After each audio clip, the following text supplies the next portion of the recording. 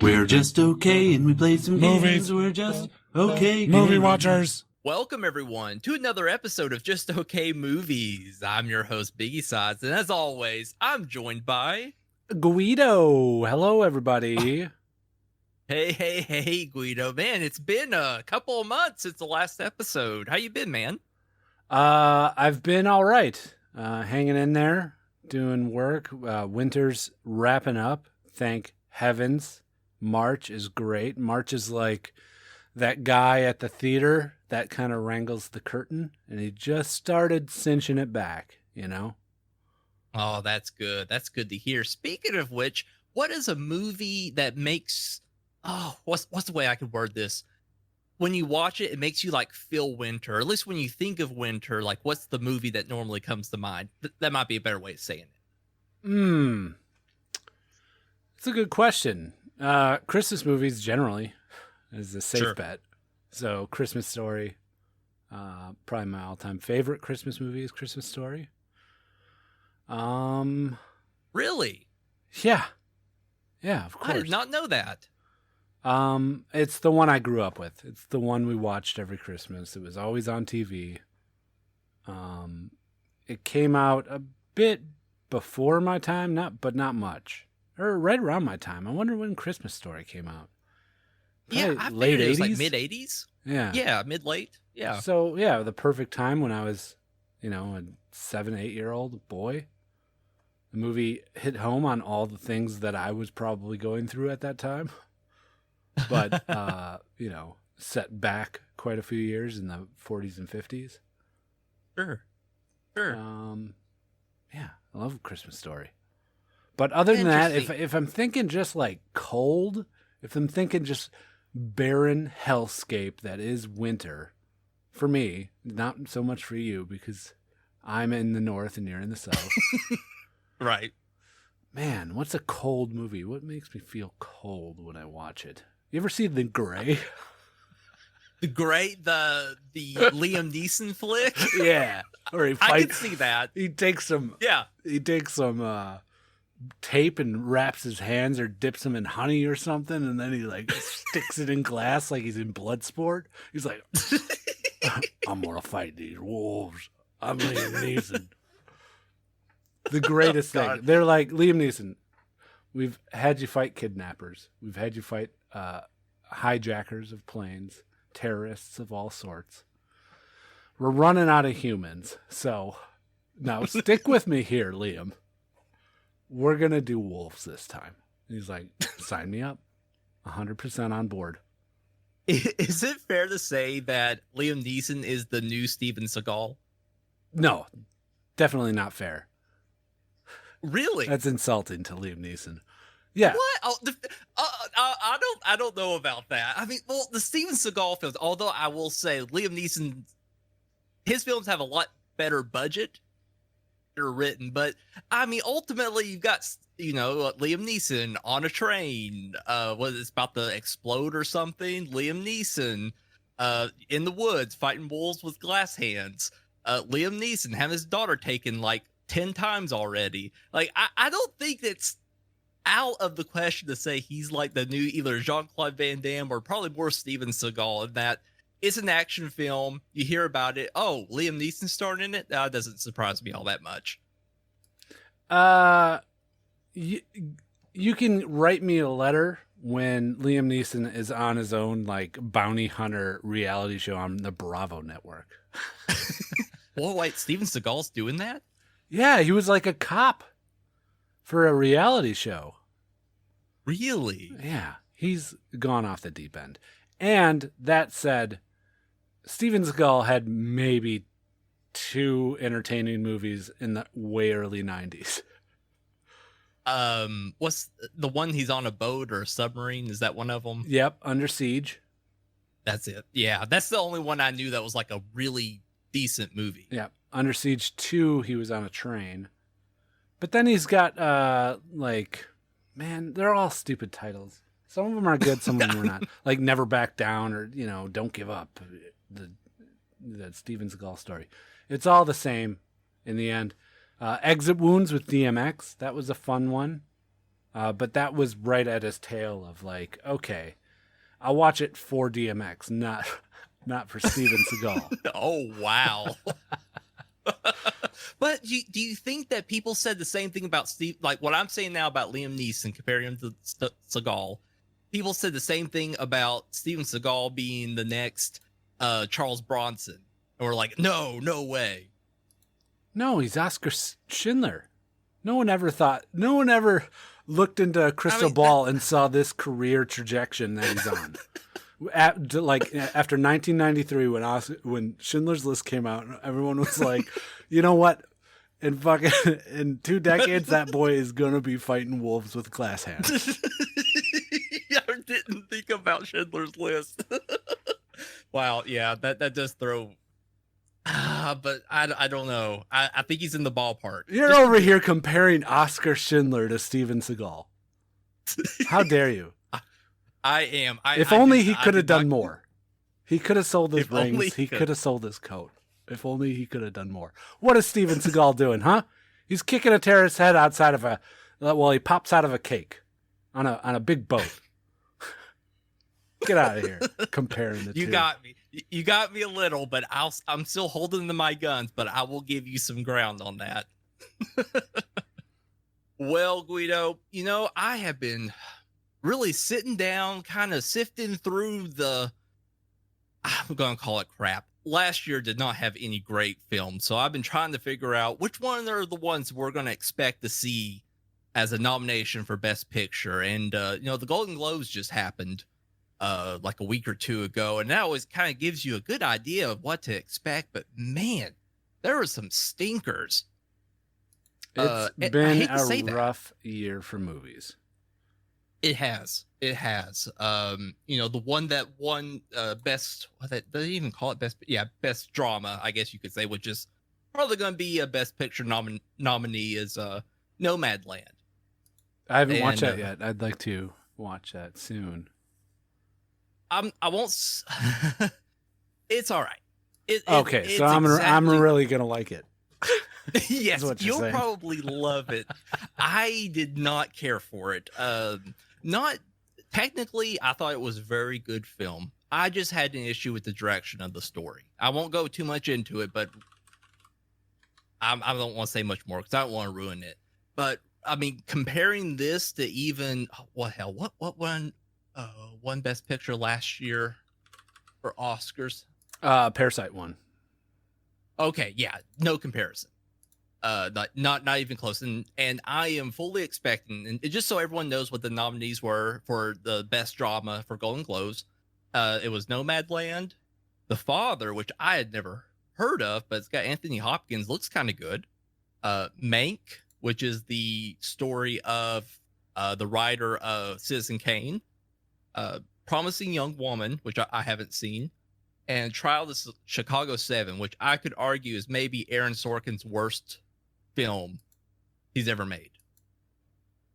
Wow. That's just me. And he won awards for it. He won Best Screenplay. He won a Golden Globe for Best Screenplay, and it's garbage.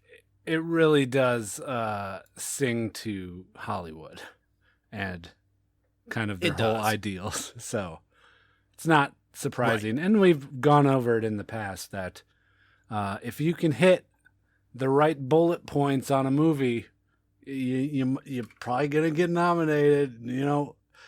Get good performances, get good direction. All that. It can be, right above the level of average. But then if you hit some hot topics, baby, you're in. And nothing's hotter than racially driven story, right now. It makes sense because it's a good time to have those discussions. And I want to see that story because it's quite fascinating. It's one I didn't really know anything about. And it was very interesting, but I know Aaron Sorkin's work. He's a great writer, but I don't know. I felt like he phoned it in a bit on this one. Like it could have been, handled so much better, and the acting was fantastic. The camera work, all that stuff was great. Dude, Sacha Baron Cohen fucking nailed. He did that part. Who was he again? God. He was one of the hippies Yeah, but like the There most was- famous hippie. Right. I can't remember his name either. Hoffman. But yeah, he was. There you go. Yeah, he did great, and he's a fantastic actor. I think we've known that for a while, even with the, you kind of get lost in the Borat stuff and all the characters. But I mean, it takes a solid actor to pull that stuff off, especially convincingly. And I think it showed here that he has even more range than what he's been given credit for. He's a great actor, but I just did not like how it was written. It felt clunky. Felt a bit messy in parts. It just was not as smooth as I would have expected from him. And the fact that he won a Globe for it, but fine, that's great, I guess. I felt But it was I one think- of the more entertaining movies of last year. I would agree with you there. Out of last Which- year, comparing just to last year, you are right. Like, and it wasn't superb. Like, I enjoyed it, but I give it a 7 or something. But does it deserve Yeah. to win like, a Golden Globe for the Best Picture or anything? I don't know. I guess because there wasn't much else. Right. And that's kind of that's kind of the problem, There's just so much. Nothing I would say is like such a great film that just kind of carries with you. Like if these nominations are anything to point to, which I'm sure they're saying Chicago 7, Nomadland, and Mank will definitely be contenders for Best Picture. After seeing all three of them, I can't say one of them is like, oh, this is fantastic. I will say Mank will probably win for the point that you brought up, Guido. It hits all of those notes that people in the Academy board, whatever they call themselves, love. Love that old-timey Hollywood feel, kind of rubbing elbows and stuff like, oh, I remember stories about that guy. They got that so right. Yeah, I remember that guy. He was an asshole, but he made good movies. Hits all that stuff. And I will say, technically, Mank is fantastic. Out of this world good on a technical level. Like, it feels like a film made at that time. Like, perfectly to the sound, to the actor's capabilities. I mean, it doesn't have that new Hollywood feel. It feels like a film made in the 30s and 40s. Almost like you were watching Citizen Kane. It has that feel, but man, the story is not great. They tried their hardest to make it super interesting, and it is in parts, but it is weighed down by so much dialogue that I feel like I'm kind of the normal everyman. I know some about film. I don't know a shit ton about film history, but I feel like there's a lot of names being thrown around that you kind of have to know how they tie into film at that time to get some of the jokes or some of the humor. And it kind of weighs down the rest of the story because you kind of have to like get caught up to where they're at with their dialogue, and then you're able to follow. Not a bad film.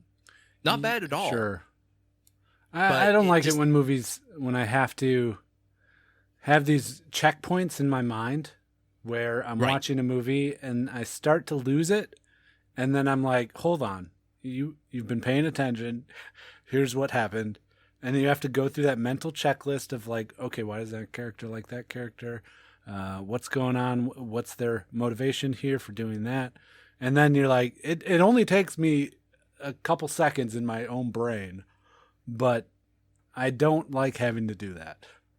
Although Agreed. sometimes I You're suppose totally I do right. like having to do that, if that's Right. the intention. Agreed.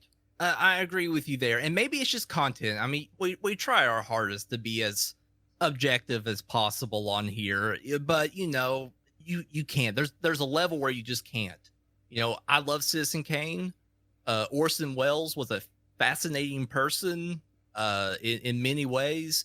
Do I really care that much about how the film was made? Not really. I mean, that's interesting. It definitely had a lot of you talk about a movie that had a lot of politics going on. I mean, that's definitely a story there for you. But to drag it out over 2 hours, I don't know. It loses me fast. But scenery's cool. It's something like we talked about with what was that movie? Once Upon a Time in Hollywood. I think you had made the comment that you like seeing all the scenery and and kind of living in that time. Mhm. And even though I felt like it was too slow and taking too much time and that not enough to keep me interested, it kind of, I guess for me, it falls into that category, although it's a much better film overall. So you may really dig it because you really do get into the, what the production looked like going on at the time with, the Western films and all that stuff. And so all that stuff's cool. It's like what you said. The dialogue just sort of expects that you have some knowledge that I don't think every person's gonna have. And I think you're going to quickly find I don't give two shits about anyone in this film. I'm having to just make myself watch.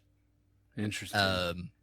Whereas on the flip side, when we're talking awards, people are just going to eat this stuff up. It's true art house, probably at its greatest level, technically. To reproduce a film nearly style that's nearly what 70 years old.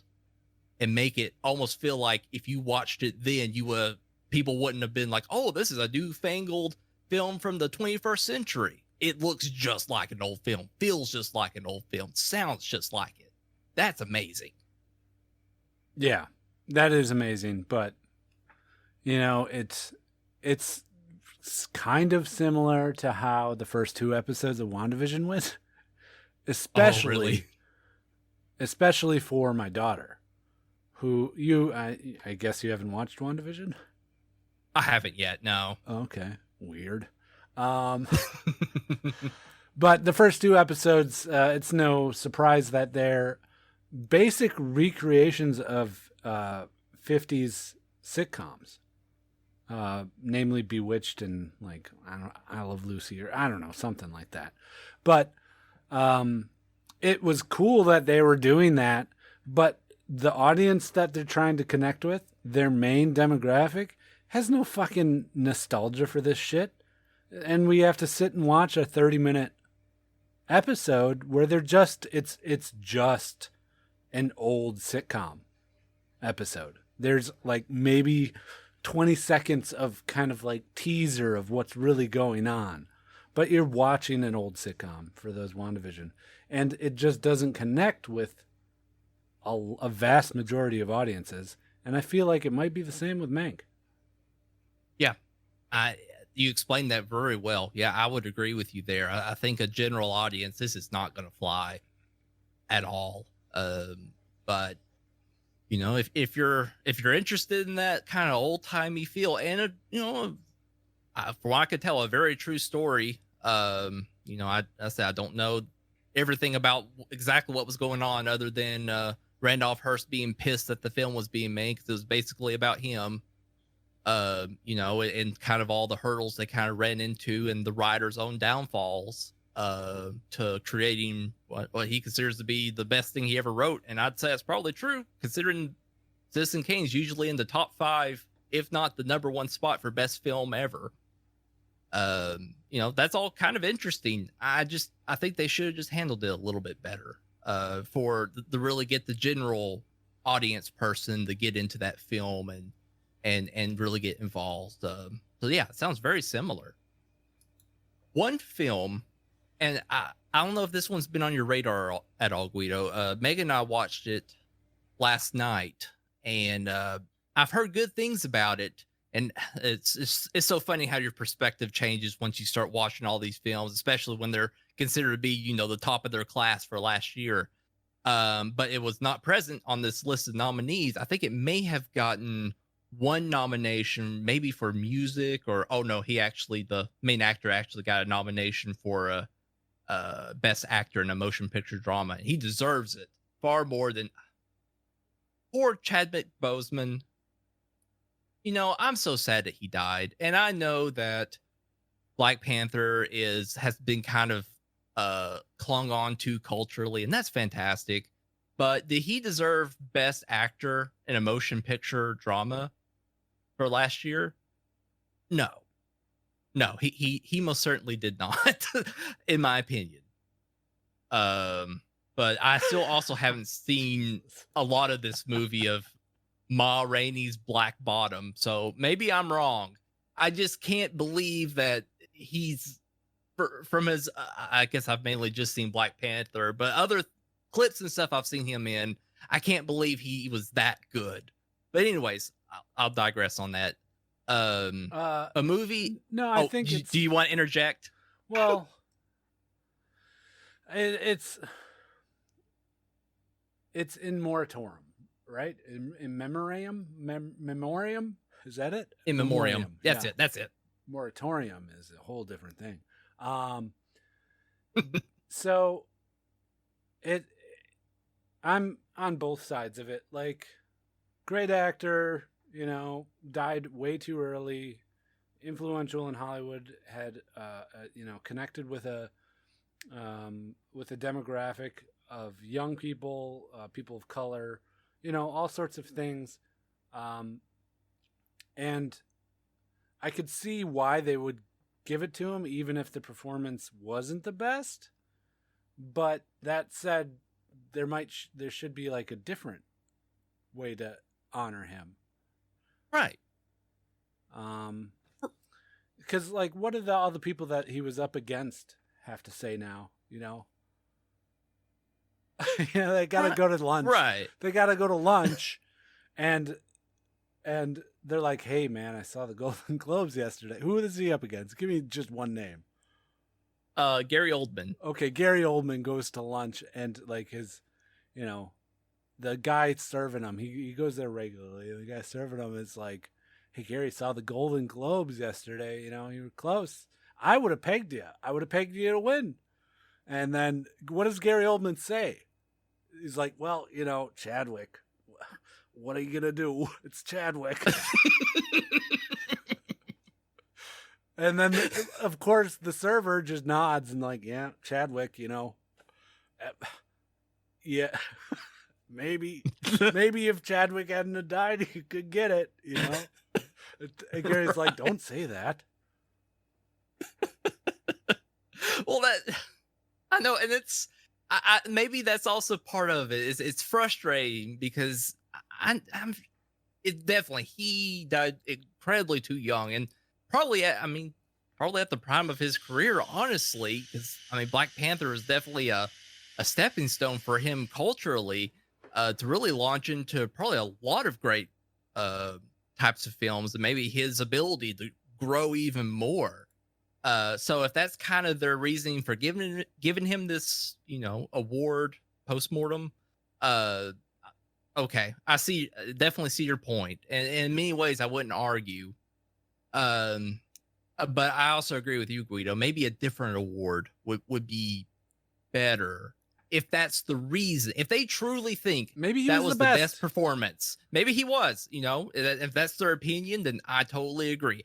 I have a hard time believing it compared to, especially Gary Oldman's performance in Mank. Even though I didn't especially enjoy the film, his performance was outstanding.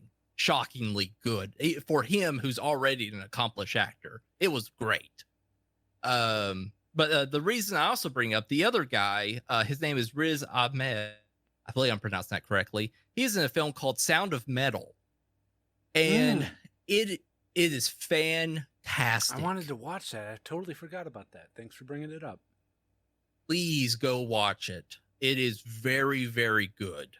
Very good. It's about a metal drummer, like right? A rock metal drummer who is going deaf. Right? That's all you really need to know, isn't it? And then how he deals with it. Exactly. You're exactly right. That's the premise. There's some subtext stuff going on as well, but those are the core things. He's a recovering drug addict, and he starts losing his hearing, and the metal band is kind of all he has. He's losing his way of life. Very much in a very fascinating situation, because the story itself, if you take out the going deaf stuff, it's a story we've seen before. Hits a lot of the same points, but adding in that kind of that lifestyle is the wrong thing, but that world of someone becoming deaf, losing their hearing, and having to figure out how to not only cope with the oncoming reality that what they used to love to do is no longer in reach to the level he was at. and then has to learn this brand new world and how to cope with it, as well as not falling back into a habit of doing drugs, is a very fascinating take, especially dealing with him learning how to intertwine with the deaf community and learning all those tricks of living life again. It's very, very neat and very well paced. Maybe a couple of areas that could use a little bit of fine tuning, but I kind of compare that film to Nomadland in many ways. They are both kind of going for the same thing in just different directions. The lady being a nomad and him losing his, she kind of lost her life because of some things that happened, and he kind of lost his life because he's losing his hearing. But I found the resolution to Sound of Metal far more interesting than the ending of Nomadland. And I'm honestly a little upset that the latter is getting all the praise when really Sound of Metal is doing what that did, only much, much better. Oh, don't But get that's mad. my opinion. Don't get mad, Biggie. Oh, No. baby. I had a slight existential crisis when I said earlier, it's a real character piece, is what I said. And I had, while you were talking, I was thinking, that's just what people want to hear, is another middle-aged white guy say that exact sentence. It's a real character piece. And I was I really dived into my soul while you were talking. So Really? yeah. Well, what did you find? Well, it made me question why we're fucking doing this, Biggie. There's millions of podcasts they can listen to that where two white guys talk about how things are character pieces. Yeah, but we're the only podcast that tries to compare Liam Neeson to Steven Seagal, and you bring up the Schindler's List argument. That's fair. Okay, That I'm is back. unique. I'm back grounded. Feet have returned. Good. That's good. That's good, man. Hey, I'm here for you, man. I gotcha. But I really recommend everyone seeing Sound of Metal a lot, and I will be shocked if I don't see it on any list for the Academy Awards. Maybe it won't get the Best Picture, and that's their opinion, and I'm fine with that. But it definitely deserves some swell of support. The check it out for what I think probably could be a real sleeper hit if it's not given more recognition at the Academy Awards. Nice. Yeah, I'm gonna watch that probably this week or so. Well, I was wanting to talk with you about one movie. Have you ever seen 12 Monkeys? Yeah, it's been well over 2 decades since I've seen it. So Oh, really? Yeah. I'll be reaching in there to try and pull any kind of tasty tidbits I may have. I know it is a real character piece, so. You're right. Oh, quite so, sir. Quite so. I just imagine you with you're adjusting your monocle and taking a little sip of tea. Yes. While you say that. Now, that's a movie I had watched recently. I love the sci-fi stuff, and that's one I'd never seen before, and I didn't realize all these years that it was directed by Terry Gilliam. You didn't know that? Which you didn't know that? I did not know that. And, probably his best film, in my opinion. I don't really like Terry Gilliam movies. They're too dreamy and you know what I mean? Oh, 100%. I think even if I didn't notice that in the opening title, some of the imagery reminded me so much of the one we watched that Wally recommended, Baron von Munchausen. That's it. Definitely had that same, definitely not as crazy as that film, but is in the ballpark. But found the story to be kind of interesting because I kept wondering where is this going to go, because it's just so all over the place with how it's going to end. You have Bruce Willis jumping around in time periods all over the place, and you wonder how are they going to tie it all together, or get the psychiatrist lady, how's he going to convince her that he's not crazy, he's doing exactly what he says he's doing. And I found it to be fascinating, like the bullet in the leg and some of the other things that happen that she starts realizing, oh my God, this is what's going on. But I found it so interesting that it kind of goes through this paradigm shift where, he's kind of crazy and she's the same one, but around the end, he's a little more sane, but she's kind of gone insane. And I don't know, it was just a fun dynamic. And I mean, Brad Pitt was awesome in it. Like, he's just insane. That's like his up and coming movie. I think he took a pay cut. I seem to remember a video or something I've read where he took a pay cut to make that movie in exchange for some other movie that they were going to cast him as like a side character, but for a lot more money. And he turned it down because 12 Monkeys was the better script and the one that he could really shine in. And that's partly what made him propel into the stardom that he is now. Oh, wow. That's fascinating. That was a good call.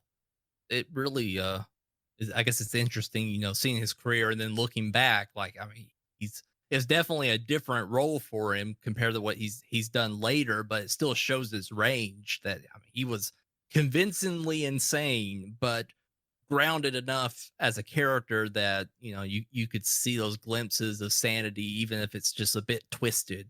And that's not always easy to do. You can just, you may go so far to be like the old, before the Tim Burton films, Joker, just be kind of silly, in your insanity. But, it really takes some work and good writing and a good actor to ground that character that they seem just about insane at times. You see those windows, but they're still just crazy. That takes a lot of work. They, if memory serves me, correct me if I'm wrong, but they really leaned into the 1990s phenomenon of tilting the frame of the camera through most of that movie. Like a Dutch angle, kind of that sideways kind of look. Yeah. I picture it in my mind's eye, and all I see is these stilted, turned camera angles when I think of 12 Monkeys. Right. There's a lot of, when they're setting the scene, if you're picturing like a room, the camera's kind of in a corner, slightly tilted. So, and you see the kind of the person walk in the frame kind of from what should be the right side of the camera, but it's actually the bottom of the camera, frame of the camera. And it gives off, like what you said, that feeling of almost a dreamlike insanity state, like nothing's quite right. The script does that plenty, but you're right about the camera angles really enforcing that it's almost not even happening. Good film though. I recommend it. Fascinating. You'll get a lot of good sci-fi, early 90s sci-fi imagery, looking a bit, I don't want to say cheap, but they make the sets look like they've just been put together by hand and it's just all a mess, which I just love. It just makes, visually just makes the scene fascinating. But I recommend it. But have you watched anything else, man? I watched a movie called The Kid Detective. Ooh. How was that? This movie came out 2020. It had to be 2020. It stars Adam Brody. You familiar with this guy? Oh, he's still alive? Yeah. Wow. Yeah. I don't know what he's been in, but he's recognizable. Does that make sense? Thing... Hangover? No, it definitely does. Hangover? Yeah. Wasn't he the guy that got left on the roof, or he was like he was the groom, right? Oh, let me see. Was he in Hangover? I think of him in what was that show? The OC. Let me see if he was in Hangover. I could be totally wrong. Yeah, please look it up. I thought he was the one that they were partying for. That the three main characters. He was like it's not, but they look quite similar. Oh, do they? What's that guy's name? Oh shoot! He was like one of those characters that was just like in a bunch of little side roles for a while. What was his name? No, it's not those guys. That guy. My God, is he not even on the first page of the IMDb? Oh, yikes. He's had a gotta very be. small part in that movie. Justin Bartha. What? Oh, he was the side character in National Treasure. Okay. Anyways, Adam Brody, Kid Detective. It's a dark, dry comedy about this grown man who used to be a kid detective, to like solving mysteries for school chums. Anything like, think Hardy Boys or Babysitter's Club or something like that. He was the kid where you'd go to if you lost your Trapper Keeper, someone keeps stealing the candy bars out of your lunch sack, that character that we've all grown up with. But now he's grown up and he continued to be a private detective, and he gets his first murder case, and he's trying to figure out who murdered this man. A lady comes in, says, who's deceptively 16 years old. She's in high school. And she says, my boyfriend has been murdered and I want you to find out who killed him. And he kind of goes through this journey of self-actualization and like having a real case and trying to prove to everyone that he's more than this kid detective that's washed up, and his parents are like guessing, they're second guessing everything that he's doing. Like, why are you still doing these detective things? Like, it was fun when you were a kid, now you're an adult. And he's like, I got a murder case now. Anyways, it has some pretty witty lines. It's funny, very dry, very subtle comedy at points, but when you pick up on it, it's pretty good. It was fun. It's just another movie that came out in 2020 that I watched. That's what it will be forever. I mean, it sounds really cool. It's a cool I like the premise. Yeah, it's just it doesn't offer enough of anything to make it memorable. Right. Yeah, that's it. But forget about that, Biggie. I got a little beef to pick with you. Oh no. Okay, lay it on me. You wrote a scandalous tweet several days ago. And I'm going to read it verbatim and then let the audience react in their own hearts. And this is what Biggie Size says. At Biggie Size 89 on Twitter. He writes on March 4th, 2021 at 11:35 p.m. He writes, I'm going to say it. Martin Scorsese might be overrated. I mean, his only Academy Awards win was The Departed, and it's terrible. Gonna go through his films again to confirm. #film, #movies.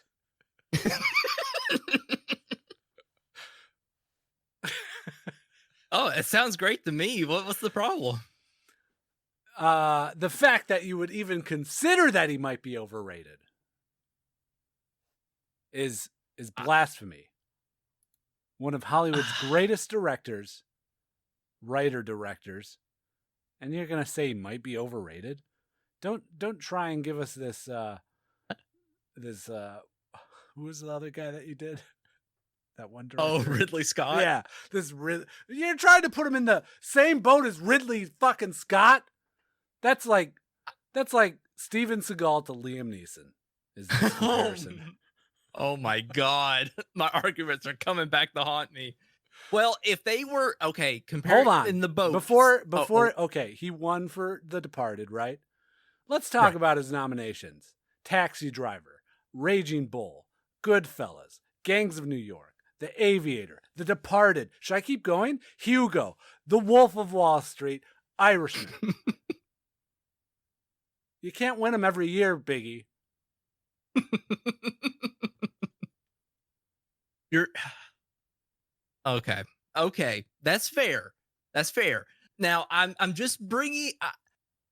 I am wanting to just open up people's minds to say, maybe we've been giving him too much of a pass. Maybe he's not really as good as we think he is. Now, the nominations are impressive, and I'm no way am I going to say all those films are bad. They're not. Of course, they're not. They're fine movies.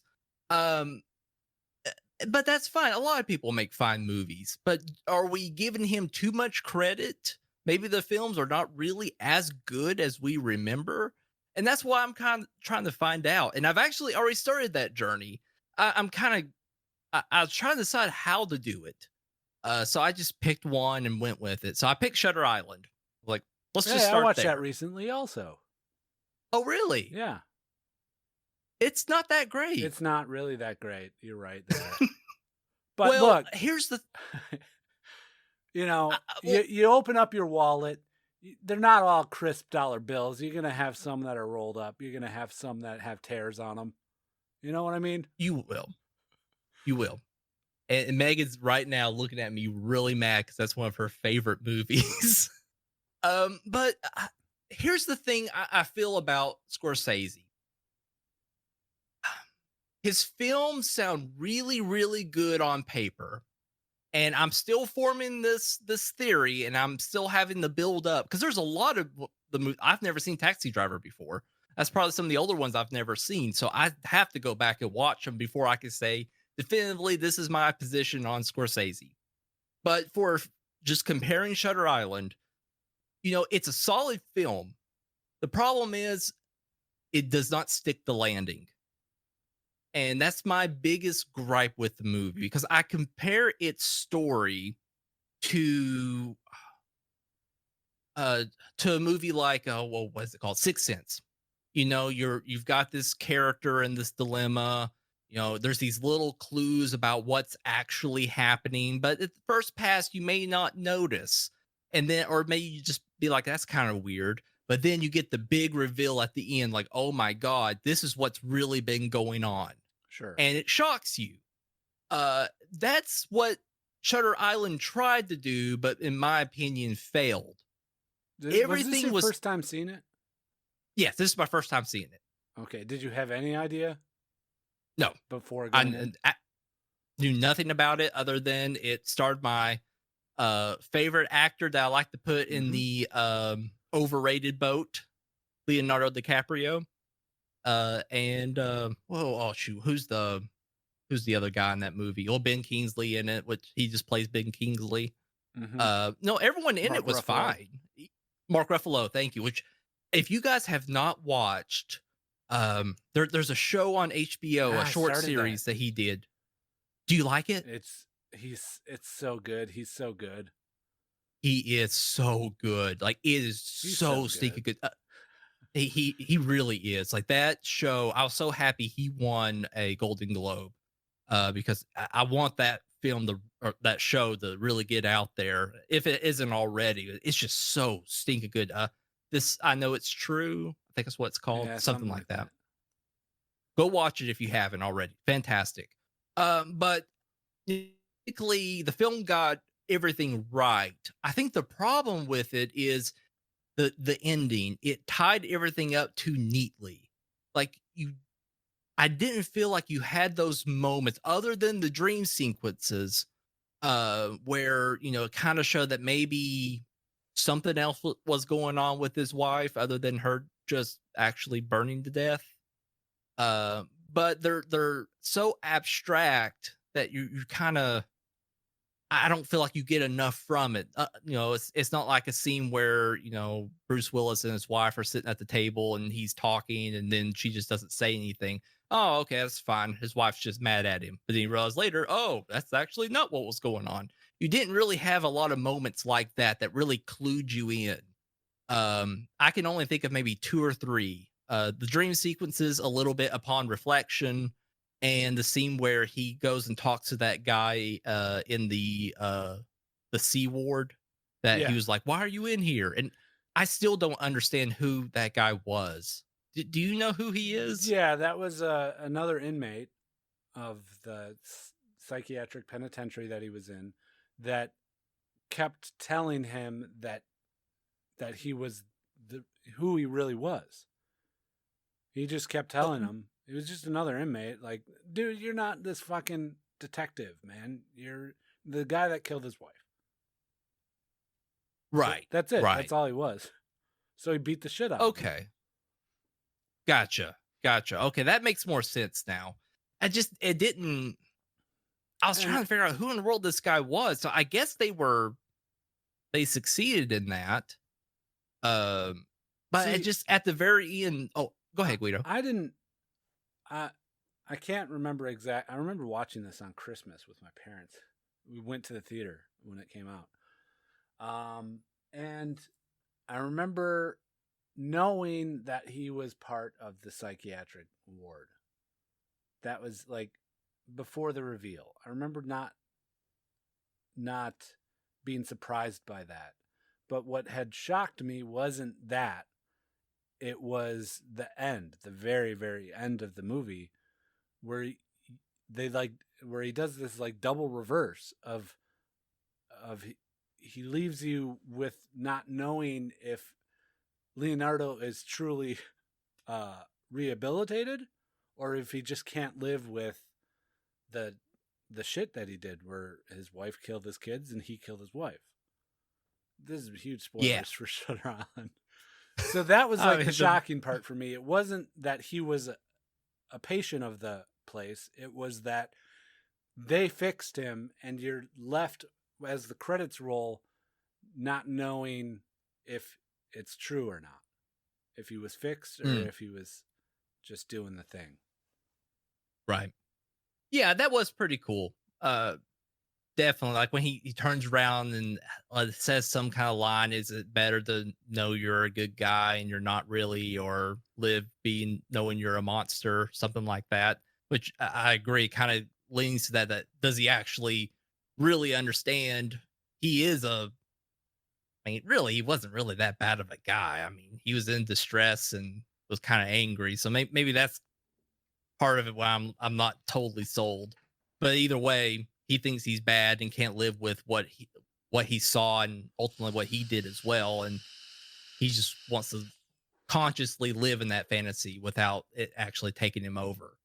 That's a good point. You know, you bring up an excellent point about that. But I just think it could have been so much more if they just, when they paced it out, at least kind of clued you in a little more on what he was actually seeing was this elaborate play that they're putting together, which also bothers me because I'm like, okay, they start the film with him coming in on the boat. So what, did they just like knock him out and then take him across the ferry and then bring him all the way back? That's exactly what they did. Okay. Well, that sounds exactly right, but it doesn't. It's still like, it's not. I compare that to, you know, I'm about to just ruin The Sixth Sense. Hopefully, everyone who's listening to this has seen The Sixth Sense. I don't think you have to worry about that. Okay. If for whatever reason you haven't, stop the podcast right now, go watch it, and then come back and watch Shutter Island if you haven't seen that either. So you get more out of the convo. Mm-hmm. Anyway, you know, you see Bruce Willis get shot at the very beginning, and you know, people live through shot wounds and stuff. It happens. So you just assume he's just back up and running and seeing this kid, and you know, then everything plays itself out. Oh, I think it would have helped if we somehow got something like that for Shutter Island, because it just, you know, you think, okay, he came in on the boat, they're seeing what's going on. Yeah, he's been fed some drugs, so maybe that's what's causing some weird hallucinations. They're trying to screw with him. That all makes sense. But then just to turn around at the very end and say, no, this is just an elaborate scheme we've put together to help treat you. It's like, okay, well, this film could have easily been something else, just, you know, them trying to trick him and that's it. But at the very end, they decide just to retcon everything that's happened for the past hour and some odd minutes and call it a treatment. And to me, that just feels kind of cheap. Like it's too neat of a bow to put on everything. The bow is really not that neat upon later viewings. Okay. And that makes sense. You know, no doubt you're going to, you know, same with Sixth Sense. I hate to keep bringing that one up, but it's just for me, it's a decent comparison and maybe what they were trying to do. You know, your biggest shock is going to be that first viewing. Upon repeat viewings, you're you're, as you said, you're going to be looking for those cues that they're given through the film and recognizing, oh, that's kind of weird. I didn't notice that at the beginning, but now that I know the end, I see what they're going for. Honestly, though, but that factor of it, the second watching of Shutter Island, it doesn't. It's too apparent where it brings you out to watching. You're just watching a boring movie trying to find these little hints, and they show up all the time in the movie, which is cool. But comparing that to another movie I watched somewhat recently that did it so well on the second watching, and that's Arrival. Arrival has this punch to it where as you're watching it and you know the twist of it all, it just hits a lot harder than Shutter Island does. Which is, it's weird, you know? I don't know why Arrival succeeded at what Shutter Island didn't upon second viewing. Rival, that's the one where the chick talks to aliens, right? Yeah. Yeah. There's a big twist at the end. Well, I won't spoil that one because it's probably lesser seen than Shutter Island and Sixth Sense. But well, what's shocking me is we watched it for the Oscar podcast, and I don't remember a twist. No, I don't. Oh, okay. It's kind of coming back to me. Go ahead and tell me. There was something about she's like trying. We're to just gonna talk spoilers for Arrival. Also, yeah. So she's trying to communicate with this alien race, and they come up with a system of how to talk, but the aliens don't talk or live in a language. They don't talk or live linear. Their language is secular. It's a circle. And to be able to understand it means that you're going to be living in the same time and all time that you're alive at once. If that makes sense. Right. So the movie itself is linear. You're watching the story of how this lady transcribes this alien language. But upon second viewing, you're watching all the hints that they're dropping to how she's actually understanding the language and living all of these time frames at the same time. It's really interesting. I don't remember that. And I watched it with my daughter, and she loved it. And I'm having a totally different experience watching it, knowing what she is going through, than she is watching this linear story. It's really astounding. And Shutter Island it doesn't have that whole thing of, well, he's living everything at once, but it has that same, there's a twist at the end, and here's the hints as to why that twist is happening. And it's just so interesting that Arrival could pull it off, but Shutter Island and other movies can't. Maybe it has to do with the actual theme of the movie. Yeah, I think you're right. Wow, Arrival was a lot more in depth than I remember. Dude, Arrival's so good. It's so good. I remember I hated on it pretty hard, but you explained it way more interestingly. I'm gonna have to go back and watch it. Maybe a second viewing, I'll get on board and like it more. There you go. Okay, cool. Well, any other films you want to chat about? No, I just want you to, consider Scorsese as the legend of Hollywood that he is, and don't make these accusations that he might be overrated. All right, you're not going to Ridley Scott my Scorsese. All right. Well, I can't promise you that, but what I will promise you is I'm going to continue down this journey of watching all the Scorsese films. And every time we do a pod on here, and I might do some updates on Twitter, I'll kind of give a feeling of, how I'm feeling about him so far. I think I might even make a little chart of, I can't remember what to put on both sides. Like maybe the films that make him not overrated and the other ones that make him overrated. Maybe start with the ones where he was nominated for Best Picture, not just the random one-off that is Shutter Island. Jesus Christ. I'm You going to watch them one all. mediocre movie from a director, and you're like, he's overrated. That's fair. That's definitely fair. But to be fair, Departed is easily one of his worst films, Dude, and Departed it is is so shocking. good, and you're wrong. It's so bad. It's not bad. It's It's good. so bad. It's not bad. It's good. Oh. Okay, that's fair. Objectively you are good. entitled. It's not. It is. Oh man, Goodfellas is way better than Departed. Yeah, Goodfellas is one of his. It's probably his best movie.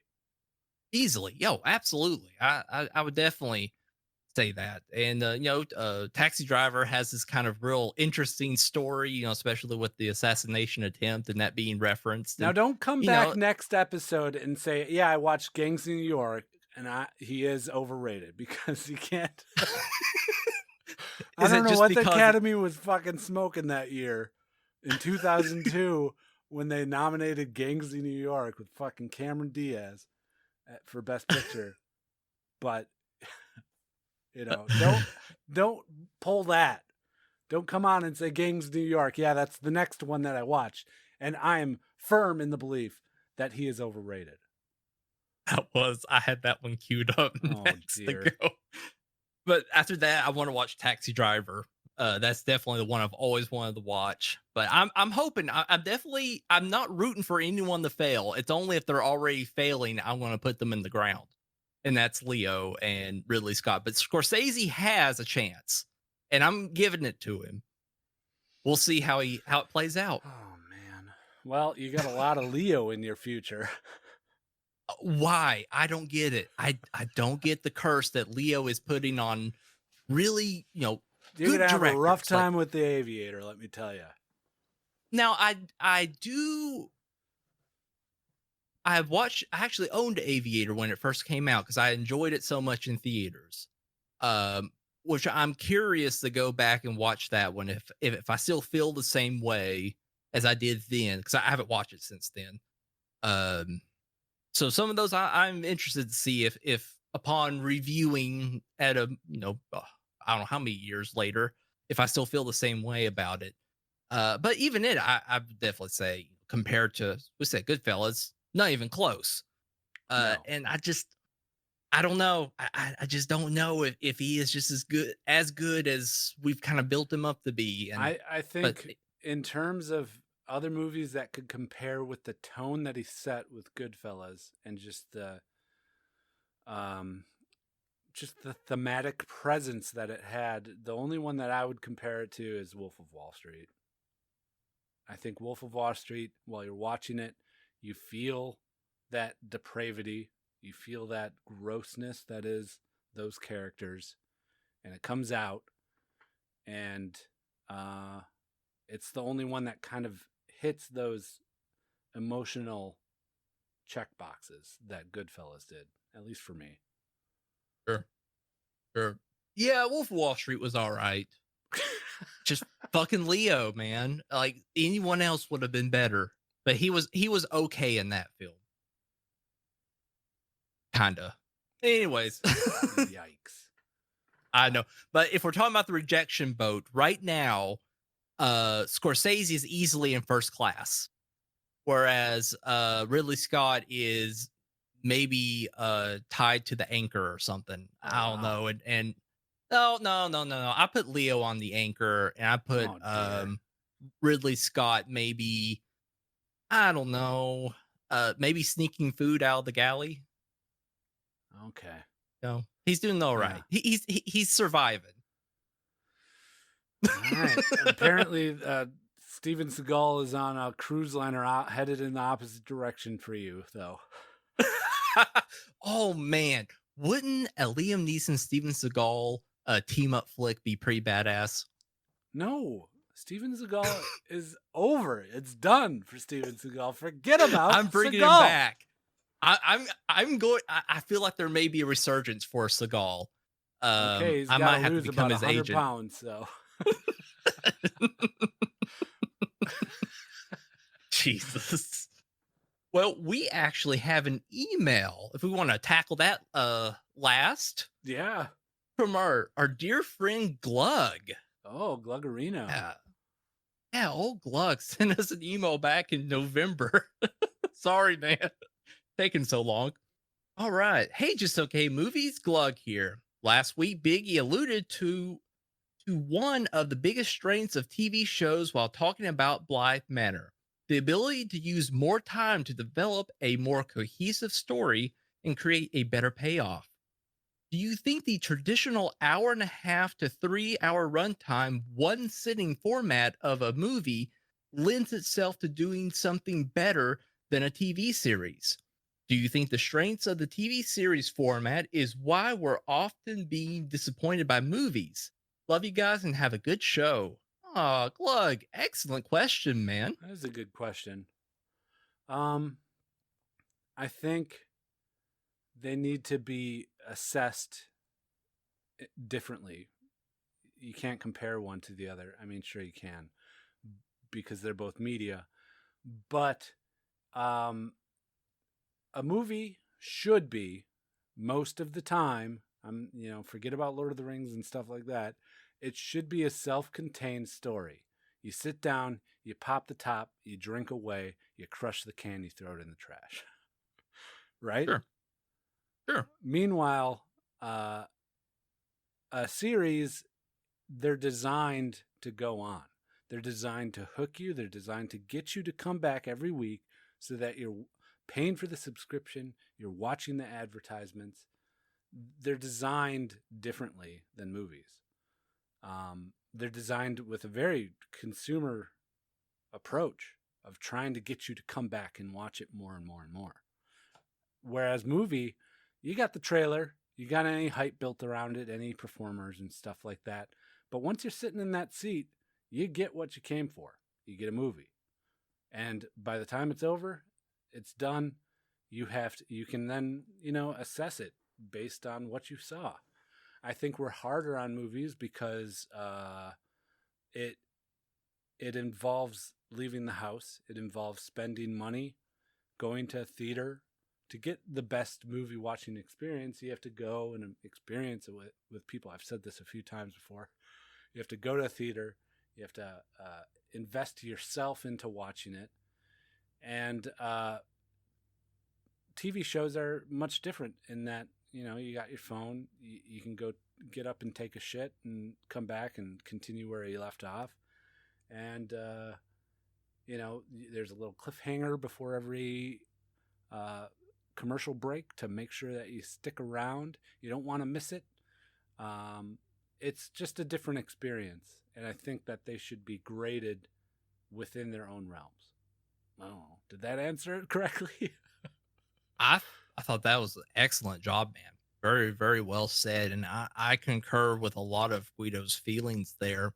It is truly hard to compare the two because a lot of it has to deal with, the narrative they're wanting to tell. Some narratives may be just so large and they're only budgeted, an hour and a half. I think in order to be a motion film, you have to reach an hour and 20 minutes. I think that's the mark. And, with a lot of material, that could be very hard, especially if you're not guaranteed a sequel. So you're trying to cram as much as you can into one thing. Whereas with TV shows, you get a lot of time for breathing room. But I will say, I'll interject that Netflix did kind of switch up the paradigm a bit when they started. I don't know if it's a requirement at this point, but they dump an entire season all at one time. Because at that point, in my opinion, the line between a movie and a film really starts to blur a bit. Yeah, they're episodic, but if you're seeing an entire arc in one sitting, even though they're broken up, it's hard to not say, well, that's kind of a film, a very long film, because usually they're no less than 30 minutes a piece. But you could make some kind of argument to that. You're getting it all at one time. And I know I can talk subjectively and say which ones I prefer more. And, and I think I prefer film more than I do shows because it is a true concurrent narrative that's paced in a certain manner to tell the story it's trying to tell. Whereas you can even if it's an entire season dumped at once or it's episodic every week, you can get different pacing, and some storylines that you're going to get on that day may just really Yeah. suck. You're also getting Uh, different writers. You're getting different directors. You're getting different casting Exactly. agents. Like, there's so much at play rather than the vision of a writer and a director, director of photography, a cinematographer, coming together to create one piece that is a movie. I don't know. Right. No, you're totally And right. there's You can exceptions to both. There's exceptions to both. Like there's definitely series where there is that, where there is a consistent crew that does everything and has a vision and they stick to it, and then at the end of the season that's what you get. That could be considered more of film like, but then again, you're not fucking sitting in a theater and you're not watching it with a bunch of people feeling those same feelings. Right. Right. And the point you bring up too, Glug, about, the being disappointed by films, and maybe if the traditional TV or the Netflix version of TV seasons is truly better than a film. I think Guido hit the point as well that you could have when you've got right now a season's 10 episodes, it's almost going down to 8, which I think is a major problem.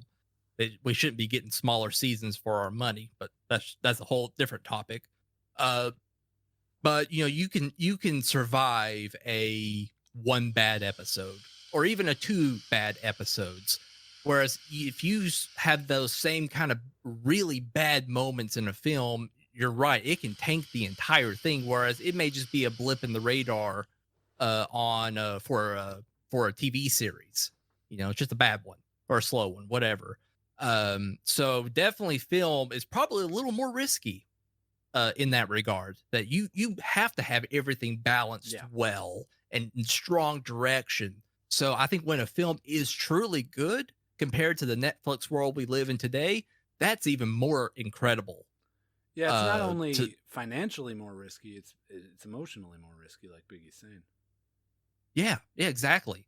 So, Glug, I think I'm just beating around the bush, and I'm definitely not choosing a good side. And I think I have to agree ultimately with Guido that it depends on the material. If it's material that is very large in scope, or you're trying to tell a very complex story that goes down multiple avenues, probably the Netflix style dump it all in one. I personally think Netflix is the right way to go for almost any TV show, honestly, because for me, if I'm waiting I don't think for so. me, like, and it may just come down to preference, but for me, if it's like one episode I watch of a series is a dud, I am possibly not going to watch the next one unless they just really bought me in on that first season.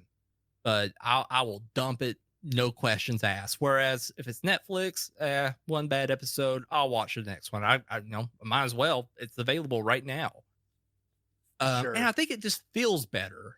Oh man, I think of Blythe Manor. I'm so happy you brought that one back up, Gluck. There's just some episodes of that, and I love how whoever's directing that episode just nails it when you have this, like, you're getting into the story, maybe you're about halfway through and something happens to your character, and the episode's about the end, and it's just about to end on this clean little cliffhanger for the episode, and that music hits in, and you're like, oh my God, this is incredible. And I know I have another episode to be able to jump straight back into the series.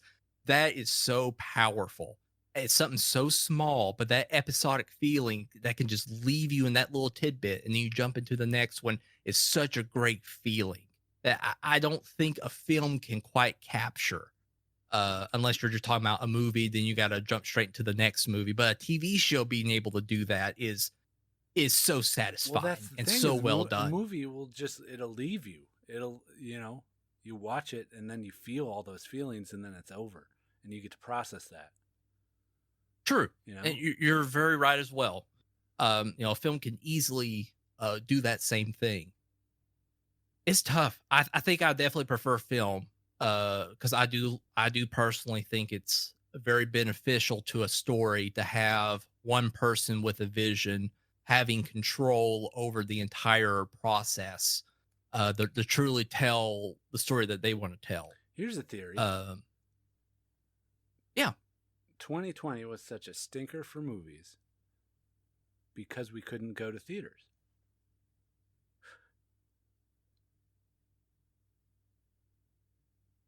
Oh, that's the theory. Oh, okay. Yeah, that's the theory. That's it. That's all I got. That you're not wrong. I will. Well, I guess I'll slightly... the movies that we all wanted to see didn't come out. That's a big part of it. But also, there wasn't that shared experience of going to the theater.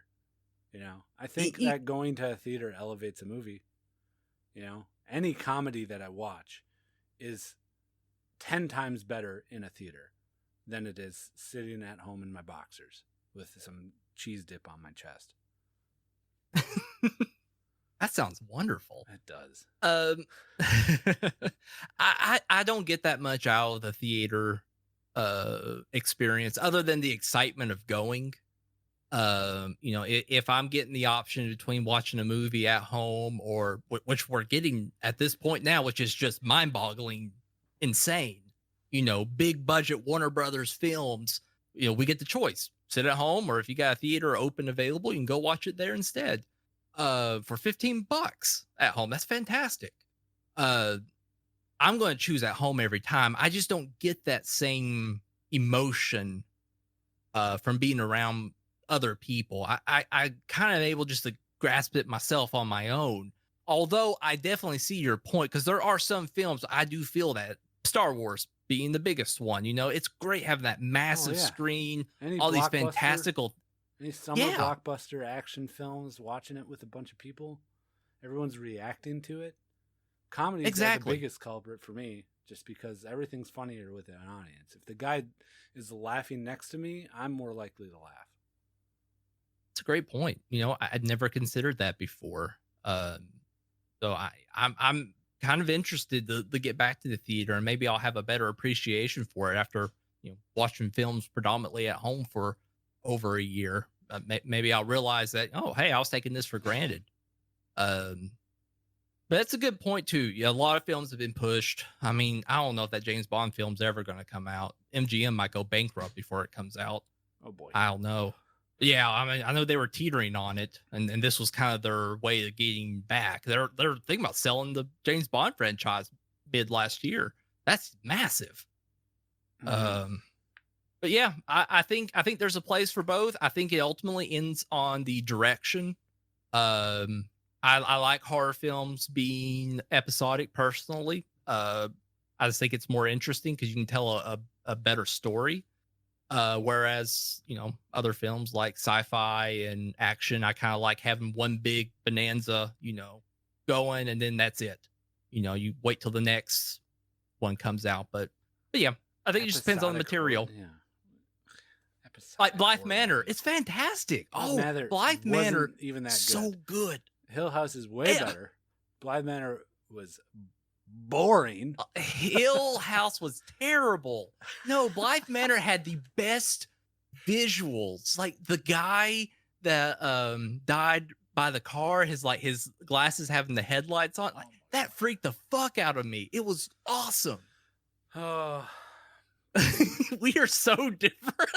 It's crazy. I love it though.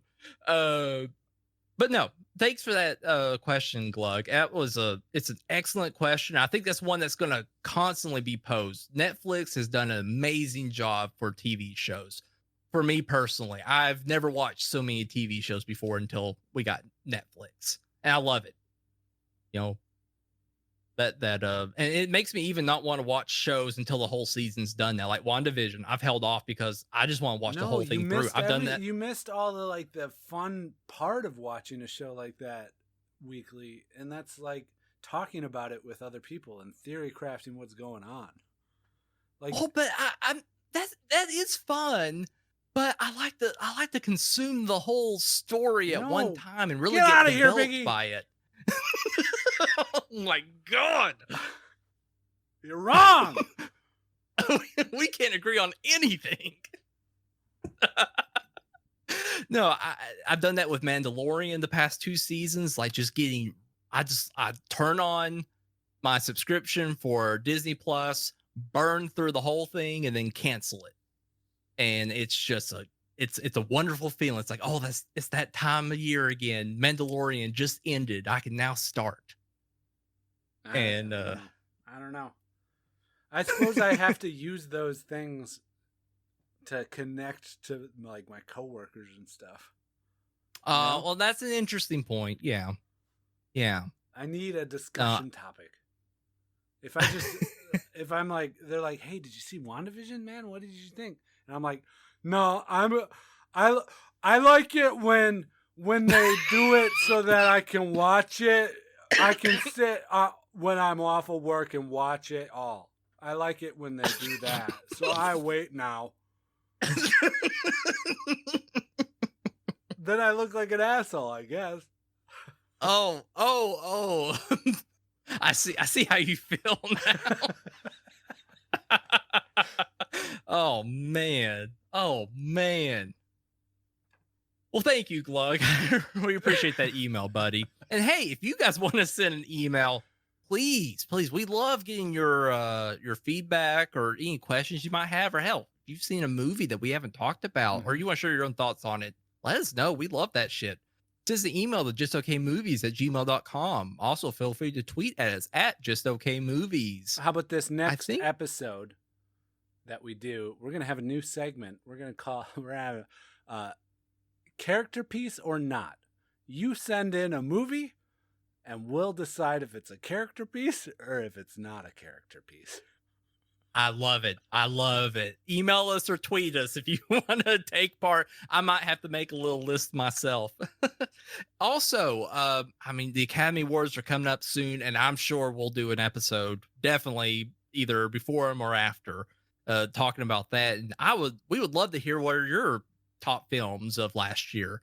I say 2 categories if you want to. Make it a film that it didn't have to come out in 2020, but you saw it in 2020 and you loved it, and another one that did come out in 2020 and you loved it.